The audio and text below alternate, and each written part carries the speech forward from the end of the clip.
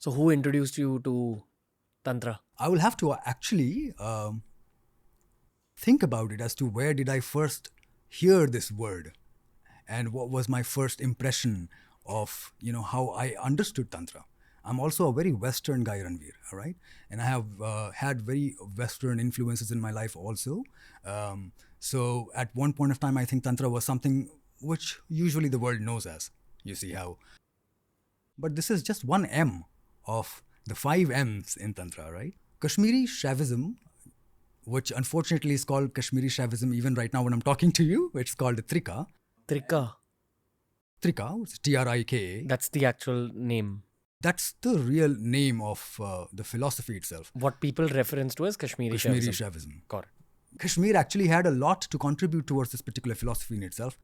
But it is not Kashmiri. It would be very unjust to the philosophy itself to tag it Kashmiri.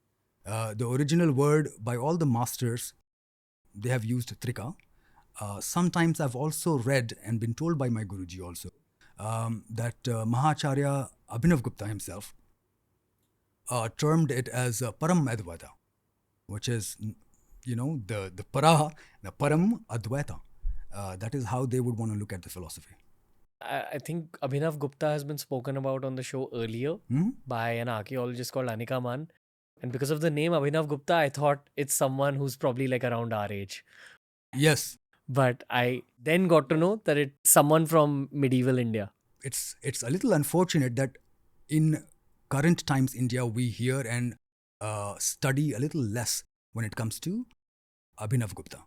The kind of work that he has done in terms of compiling all those ancient wisdom into books, many books, is phenomenal. Yeah, you may as well need 3, 4, 5, 6 different podcasts for just covering the contribution of this person. Okay. And he was a practicer of Trika? Yes. We're going to open up this topic of Trika now. Sure. I would request you, if it's okay with you, some kind of mantra jap before we begin, whatever you're allowed to, just so that we ensure it's not you and me speaking. Aghorebhyo, ataghorebhyo, ghora ghora tarebhyo, sarvatha sarva sarvebhyo, namaste astu rudra rupebhya, om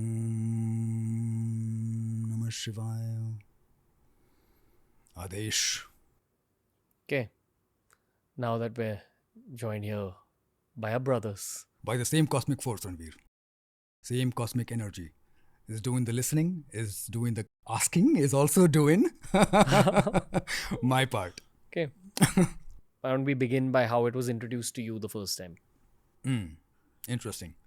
So, last October or September, I'm in Kashmir. So, there is this place in central Kashmir Valley called Birva. All right. This is a distortion from the word Bhairava. Okay.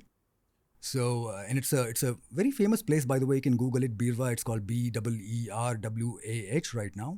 And there is an ancient cave in one of these hillocks in that sub-district. As per the legends, Abhinav Gupta goes inside this particular cave, which I have been unfortunate that it is in this particular condition in the current times. But I was very privileged, I can say, that I went to this particular cave at least more than 3 or 4 times. Was again privileged and blessed to sit down there and do some tapas, some sadhana, some tap. So I am there in Kashmir, and this was the first time I stayed for over a month in the valley. And then we had many interactions with a lot of different people, different categories of people, different layers of societies. And I'm like, I have been to this particular place at least 2 or 3 times, and I am not happy with the way this whole facade is going around.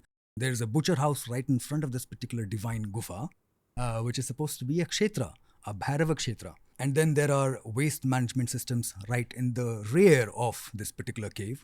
So there's a lot of unfortunate events which are just happening right at that particular place. And we are doing a recce, we're trying to find out what else could have been there, because now this is a very different age, time and place. 1200 years before, that place would have been very different.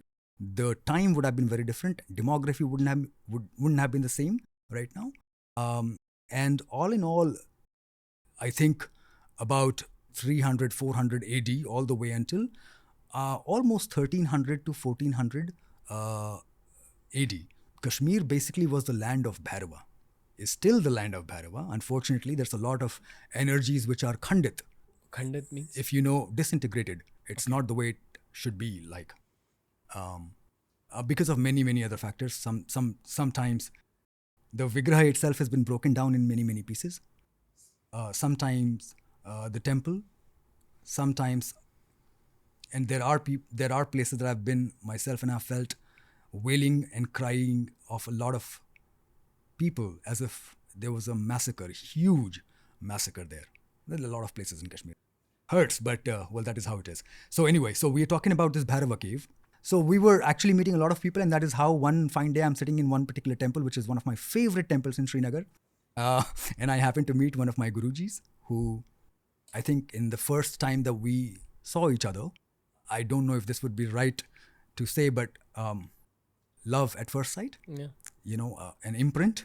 Guru Shishya love. Yeah, I don't know if it's okay. If there is a right word or right Don't way mind. to. Like, the listeners are evolved at this point, so people are keeping up with what Yeah, you're I'm saying. sure Bhagwati is working out her magic that way, but I really don't have correct words to. And it was like, I was almost stunned for a few seconds. So that is how my first interaction or understanding of what Trika is itself. The deeper philosophy, the 36 tattvas, this, that, etc. I mean, I was jaw-dropped.